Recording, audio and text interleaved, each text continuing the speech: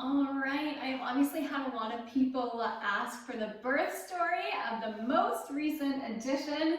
This little beauty here was born on Monday, March 8th, after a whirlwind of insanity. So she's actually my biggest baby, born at 6 pounds and 15 ounces, and the shortest actual labor. So she's snoozing right now, but hopefully I'll give you a close-up there. What happened was I had prodromal labor with my second daughter.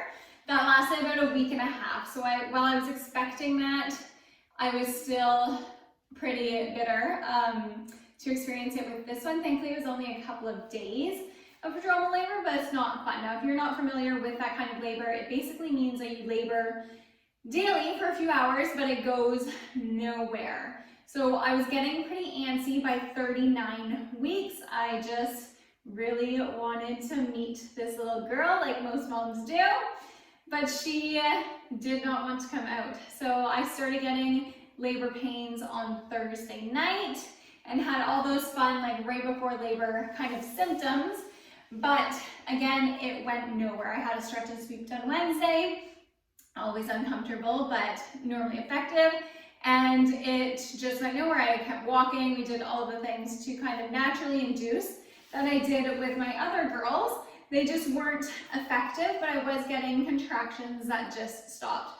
So while I understand it, it just is one of those things where you get so excited each time only to have them stop and be frustrated. I really was ready to meet her, but it wasn't in the cards. And then Sunday, we had a really big day outside. I decided to do some wagon pulls to see if that could kind of bring this girl on, and my waters broke Sunday around 4. Now, I've never actually had my water break before, so with my first daughter, we broke them manually in the hospital to get labor going. With my second, they broke during the pushing phase of labor. So again, not something I was used to, and I remember thinking it was a slow break.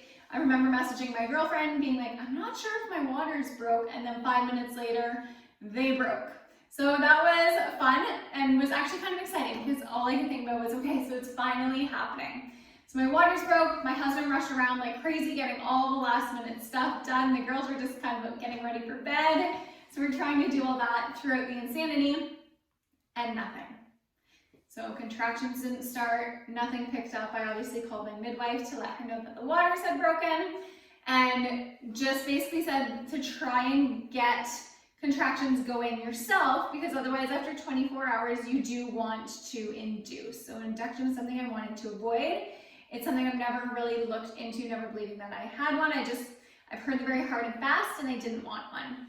So I did everything that night. I had walked 13,000 steps, or we had walked about 11,000 steps, which is more than I had been walking pregnant. I couldn't sleep obviously because I was so excited, so I did a lunge, squat, and ball bounce workout from 1 to 2 in the morning. Welcome to pregnancy insomnia. And it just wasn't happening. The next day I did all the walking again, but it didn't happen. So by noon I knew I was going to have to be induced, so we set the induction for 2 p.m., which I'm not going to lie, I was super scared about. I've never wanted to be induced. It's something that's always really, really freaked me out because you hear the stories of how hard and fast it is. And most of the time with induction, you end up with an epidural. I'm not against epidurals. I had one with my first, but my second was a natural birth and I preferred it so much more. So I still wanted to go that route. I called my midwife asking if it was still possible to have a natural birth with an induction. She assured me it was. Basically the way she explained it, and this was really helpful, so maybe it can help other mamas too, was my body was already showing signs of wanting to labor. So we weren't starting labor as much as giving it a nudge in the right direction. So we didn't need a lot, but we just wanted to help push it. So that's fine. So we arrived at the hospital, and with the new COVID restrictions, you're not allowed to leave the hospital room once you're in. So we arrived knowing me with all, oh bless you, all the things. We arrived, we got checked in. You forget, even as a third-time mom, all the things that have to be done before anything begins. So your blood pressure and internal checks and another stretch and sweep and just all the uncomfy things. I did have to get a COVID test, which was super uncomfortable. I hadn't had one yet. But I was still just really disappointed in the contractions. I had started having a couple of contractions on the way to the hospital, but nothing at all intense. And so I was just a little frustrated and still scared about being induced. But we started the process at 3 p.m. on Monday, so 24 hours after my water had broken. And we got myself set up, so I tend to labor on all fours, not in a bed. I find the squat position really, really helpful for labor. So we got everything set up from 3 to 3:30. It was just kind of the beginning of things happening. And then by 3:30, I hit active labor. So that means that contractions are fairly close together. And active labor can last a long time. I know active labor with my first lasted about 15 hours. My second was born a little faster than that. But I hit active labor at 3:30 and things picked up fast. And by fast, I mean that she was born at 4:30 p.m. So about 60 minutes after active labor happened. To say that was intense is probably an understatement. Is the single most intense thing I think I've ever done from any perspective. It was super hard and just a whirlwind. It was absolutely insane. So the contractions picked up, I labored, my husband was probably the biggest support ever. I literally could not have done it without him. And then I ended up having to only push for about 2 minutes, so very, very short. However, after she had crowned, her head had come out, we had trouble with the shoulders. Her shoulders got stuck, so she had an elbow up, so she got an elbow stuck there. So that was super challenging. My midwife had to kind of coach me through it on rocking her and getting out.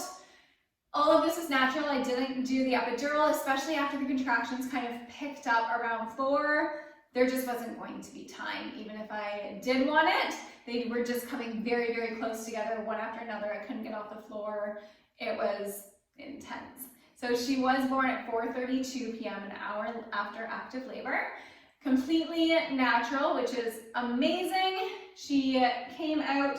She did have the cord wrapped around her, which happens actually in about 2/3 of every pregnancy. So I knew that going in. And then we kind of did all the afterbirth stuff also and got the placenta out and whatnot. And then I think we were home by 7:00 p.m. So again, this one just sticks in my mind solely because it was so fast and such a whirlwind and so intense. She was born on International Women's Day, which is totally fitting. And what I loved about it, I'm not gonna lie, having it done and over with quickly was nice, but I just love that we were able to go home right after. So husband and I had the best night. That night we went home. My daughters were in bed, but my oldest did wake up when we got home and came and met the baby, which was a really, really special moment. She was just so excited to meet her sister. We ended up staying up a little bit later and just talking about the birth and how it went and the insanity of that 1 hour and snuggling with this new babe here. So she was born with a full head of hair. In terms of differences, each pregnancy is different, each labor is different. I've managed to experience all the ways for your water to break, so that's kind of interesting. And I've also experienced kind of all the ways to birth, so with an epidural, completely natural, and being induced. So I like that I can talk a little bit more to other moms about that, but it was hard. A lot of people say that at least it was fast, which is true, but the way my midwife explained it to me also is that normally your body and the baby have a couple of hours to kind of prepare to come down the birth canal and squeeze out all the mucus and just have everything open and stretch. This baby had about 8 minutes to kind of come down and go. Like I said, push for 2 minutes, she was out, but those 2 minutes were burned into my mind forever. So we are super happy that she is here. We did all the after stuff. I had my snacks ready in the hospital, and we kind of hung out and just snuggled. We did skin to skin and delayed cord clamping. She latched right away, which was amazing.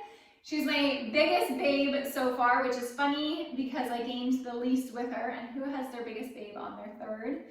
And then the husband and I went home. We stopped. I really wanted subs. That was my thing. We stopped for subs on the way home.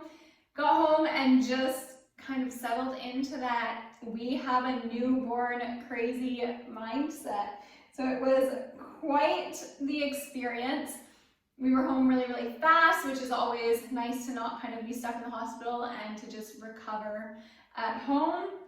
And it was a really crazy experience, but also a really amazing experience. And let's be honest, it comes with this little gem here, so who can say no to that? So this little beauty, our third, is teeny and cute and came with a head full of hair, so that's kind of been really funny. She is latching really, really well and doing just absolutely awesome. So our family feels fully complete.